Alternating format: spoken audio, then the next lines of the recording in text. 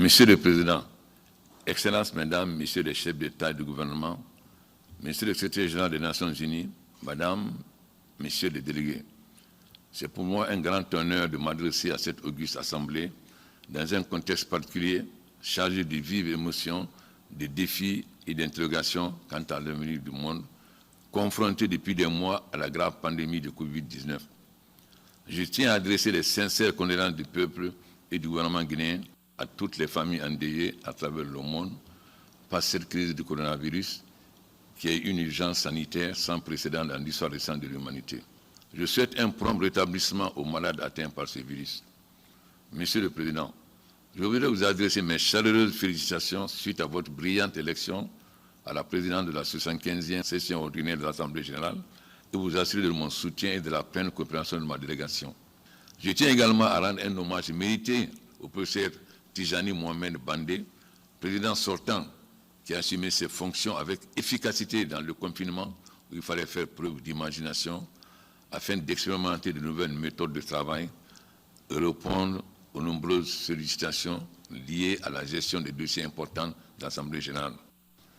Dans le même lancé, je voudrais surtout exprimer à M. le secrétaire général des Nations Unies, M. Antonio Guterres, la gratitude de la République de Guinée pour ces initiatives heureuses et salutaires en faveur de la préservation de la paix et de la sécurité internationale et la gestion de la crise sanitaire internationale.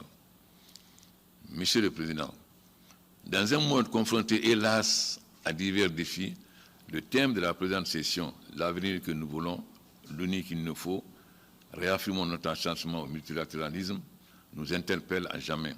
Le rôle central de l'ONU et son leadership s'imposent à tous les États membres pour promouvoir et renforcer le multilatéralisme. Dans ce monde de plus en plus interdépendant, aucun État ne peut à lui seul affronter les défis nombreux et divers auxquels l'humanité est confrontée.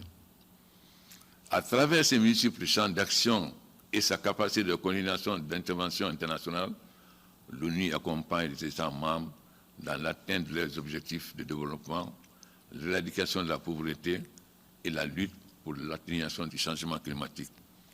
Le monde a plus que jamais besoin d'une organisation réformée, forte, agissant sur la base des valeurs consacrées dans la Charte et la Déclaration universelle des droits de l'homme, capable, à travers ses institutions spécialisées, de faire face aux défis de la paix, du développement durable et de la santé.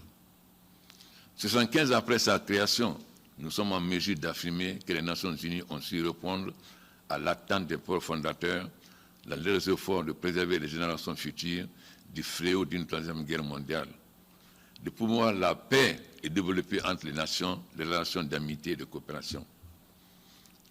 Une gouvernance internationale rénovée et renforcée doit prendre davantage en considération les intérêts des pays en développement, notamment dans la mise en œuvre des ODD et du programme d'action de la 3e conférence d'Addis Abeba sur le financement du développement et d'autres engagements antérieurs. C'est dans ce partenariat mondial que nos pays pourront se relever et poursuivre l'agenda de développement durable.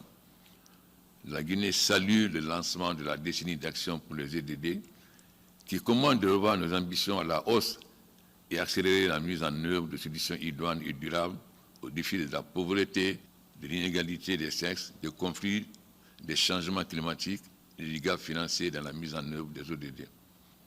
Dans ce cadre, la République de Guinée a intégré toutes les questions importantes relatives à la mise en œuvre des ODD dans son plan national de développement pour créer la croissance et la prospérité en faveur des populations guinéennes et faire de la Guinée un pays émergent grâce au partenariat bi- et multilatéral. Et s'attelle à la mise en œuvre des objectifs de développement durable. Dans le cadre de son plan national de développement économique et social, PNDS 2016-2020, notre pays s'est doté d'instruments efficaces comme l'Agence nationale de financement des collectivités locales en Afrique, l'Agence nationale d'inclusion économique et sociale ANIES et le Fonds de développement local FODEL, entre autres. Dans le cadre de la gestion de cette crise sanitaire, la République de Guinée, à l'instar des autres pays du monde, durement éprouvés par le coronavirus, a adopté un plan de riposte robuste, déclaré l'état d'urgence sanitaire. Les objectifs de ce plan national visent à contrôler et juguler la pandémie, atténuer les conséquences de la crise, notamment sur les ménages en situation de précarité, et annuler les effets de la pandémie sur les petites et moyennes entreprises. Un conseil scientifique de riposte a été créé pour orienter et renforcer les mesures de lutte contre la pandémie avec pour objectif d'éradiquer et stopper la progression du coronavirus à travers le pays. Le coût financier du plan est de 350 millions de dollars US. Les populations guinéennes y adhèrent et sont impliquées dans sa mise en œuvre en se basant sur l'expérience de la gestion de l'épidémie à virus Ebola. Je voudrais saisir cette occasion pour renouveler la reconnaissance de la Guinée à ses partenaires techniques et financiers et aux pays amis pour leur soutien constant, décisif et complémentaire aux efforts nationaux d'éradication de cette pandémie. Ma délégation exprime le souhait de voir figurer dans la déclaration politique sur la couverture sanitaire mondiale l'inclusion du principe de l'accès universel à la santé publique. Nous ne devons rien ménager pour construire un monde en paix et en sécurité à léguer aux générations futures. Je vous remercie.